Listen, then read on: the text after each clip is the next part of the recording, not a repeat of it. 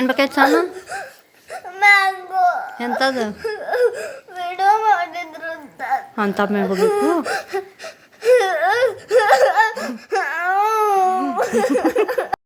Hi all, ಹೆಂಗದಿರಿ ಎಲ್ಲರೂ? So finally ನಮ್ಮ ಸಾನು ತನಗೆ ಬೇಕಾಗಿದ್ದನ್ನು ಮ್ಯಾಂಗೋನ ಮಾಡ್ಕೊಳಕತ್ತಾಳ. ಯಾಕಂದ್ರೆ ಯಾವುದೋ ಒಂದು ರೀಲ್ನ ನೋಡಿದ್ಲಂತ ಈ ಥರ ಮ್ಯಾಂಗೋನ ಮಾಡಿಕೊಟ್ಟಿದ್ದ. ಸೊ ಅವ್ರ ಮಮ್ಮಿ ಆ ರೀಲ್ನ ಮಾಡಿಕೊಟ್ಟಿದ್ದತ್ತ. ಅದಕ್ಕೆ ನೀನು ಮಾಡಿಕೊಡಂತ ನನಗೆ ಹಠ ಮಾಡತ್ತಿದ್ಲು. ಸೊ ನೋಡ್ರಿ, ನಾನು ಮಾಡತ್ತೀನಿ. ಮ್ಯಾಂಗೋನ ಈ ಥರ ಕಟ್ ಮಾಡಿ ಉಪಕಾರ ಹಾಕಬೇಕಂತ. ಸೊ ಅದನ್ನು ಅರ್ಬಿನೇ ಹಾಕಿ ಬಡಿಬೇಕಂತ.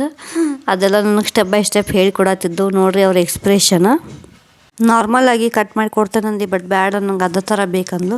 ಸೊ ಆ ಥರ ಮಾಡಲಿಕ್ಕೆ ನಾ ಇದೆಲ್ಲ ಪ್ರೊಸೀಜರ್ ಮಾಡತ್ತೇನೆ. ಸೊ ಫೈನಲಿ ಅದನ್ನ ನಾನು ಮಾಡಿಕೊಟ್ಟೆ. ಬಟ್ ಕಟ್ ಮಾಡಿದ್ಕಿಂತನೂ ಇದೇನೋ ಒಂದು ಬೇರೆ ಡಿಫ್ರೆಂಟ್ ಟೇಸ್ಟ್ ಅನಿಸಿತ್ತು ನನಗೂ. ಆಕೆ ಹೇಳಿದ ಕರೆ ಅನಿಸಿತ್ತು. ಯಾಕಂದ್ರೆ ನಾನು ಒಂದು ಪೀಸ್ ಟ್ರೈ ಮಾಡಿದೆ, ಭಾರಿ ಚಲೋ ಅನಿಸಿತ್ತು.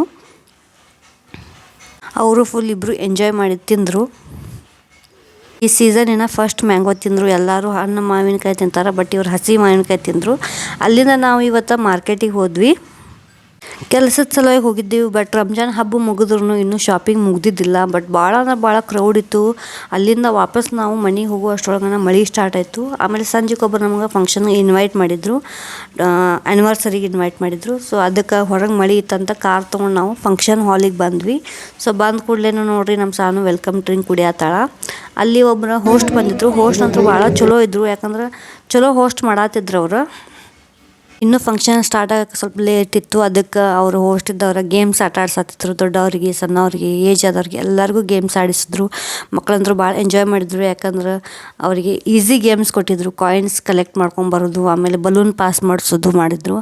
ಆಮೇಲೆ ದೊಡ್ಡವರಿಗೆ ಇದು ನೋಡ್ರಿ, ಇದು ಮಾಡ್ಸತ್ತಾರಲ್ಲ ಹಾರ ಎಕ್ಸ್ಚೇಂಜ್ ಮಾಡೋದು, ಈ ಥರ ಗೇಮ್ಸ್ ಆಡಿಸಿದ್ರು. ನಾನು ಒಂದು ಗೇಮ್ನಾಗ ಗೆದ್ದೆ.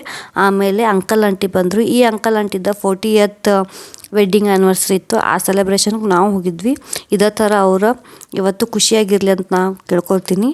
ಸೊ ಅಲ್ಲಿಂದ ನಾವು ಊಟ ಮಾಡಿದ್ವಿ. ಸೊ ಊಟದಂಥ ಅರೇಂಜ್ಮೆಂಟ್ ಭಾಳ ಚಲೋ ಇತ್ತು. ಆಮೇಲೆ ನಾವಿವತ್ತು ಇದ್ದಿದ್ದು ನಮ್ಮ ಧಾರವಾಡದ ಬ್ರೂವಮ್ ಅನ್ನೋ ಒಂದು ಹೊಸ ರೆಸ್ಟೋರೆಂಟ್ ಆಗೈತೆ ರೀ.